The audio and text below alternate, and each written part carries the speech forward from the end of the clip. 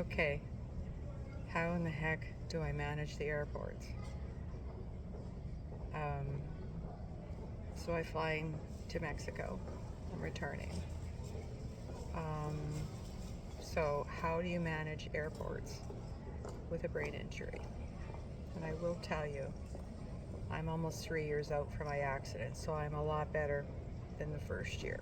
I wouldn't be able to do this in my first year. I wouldn't be able to speak in the airport.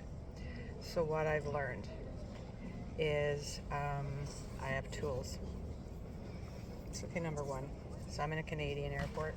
Of course, I lost the rest of it, but I didn't know this. But anyway, series of kind people I've met over the last 3 years and events. Anyway, this it's for invisible disabilities, and they gave me a new one today at the airport because I couldn't find my other one. But my other one even has like a little. It's got a daisy, and it's actually apparently it's the international sign for invisible disabilities, right? I have a brain injury. It's not like I got a big bandage wrapped over my head, although when I first started traveling, I thought about doing that. Because, yeah, the lights get me, the sounds, stimulation. I just got here not long ago and there was no lineups. I'm not.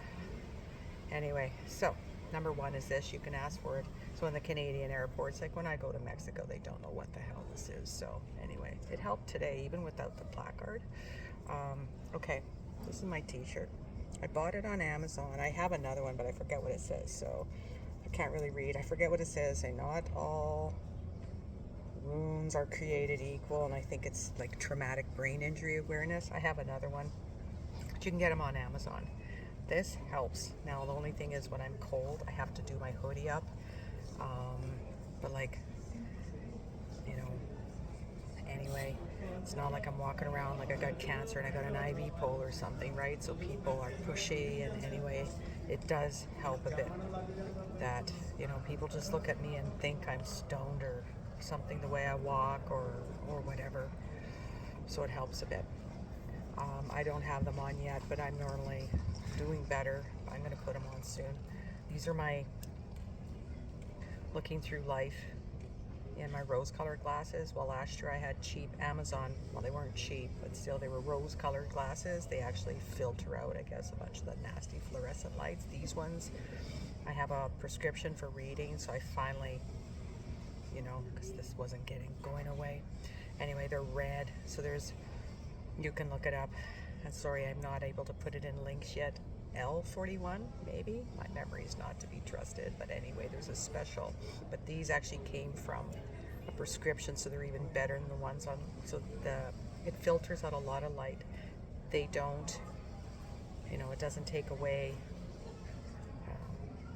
it doesn't fix my brain, but it really helps against the lights and stuff. Right now I have ear things in to listen to something, but these are loop earbuds. Of course, I already lost one. I have two.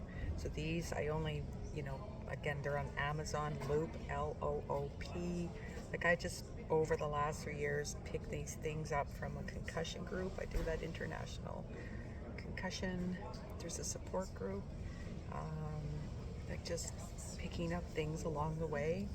So maybe a year ago as well, like something like these. So these are the ones that block all sounds. So often when I travel, I'll put one in and I might put calming music on or something when I come in. And then one of these, so I need to still be able to hear, right, when I'm in the airport or something, but it helps with a lot of the nasty stuff.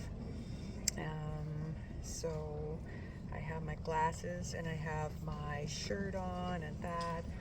And then I have the earbuds and I pack pillows. So I also have a neck injury and plus whatever. So I just, one's a neck pillow that I actually took stuffing out of. I'm really particular. So right now I found a place. See, all the chairs here have a tilt back. That doesn't work for me. I need some, like when I need to rest, I need some neck support. I actually have a back and neck brace. That's a backpack thing.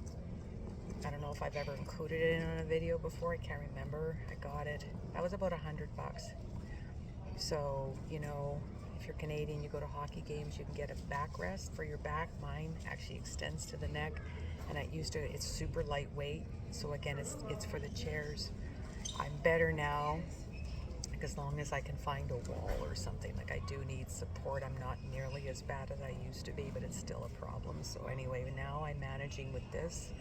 I don't want to feel like moving my phone right now, but I have a backpack with me and a travel carry-on because I'm carrying pillows. So I also have food because I battle nausea. So like you're allowed to bring food on the plane, and even fruit. I have an apple in there, like as long as you eat it before you land. Like if you're going to another country like I am. But I always make sure I have a peanut butter sandwich on me and a muffin and stuff because I'll battle nausea.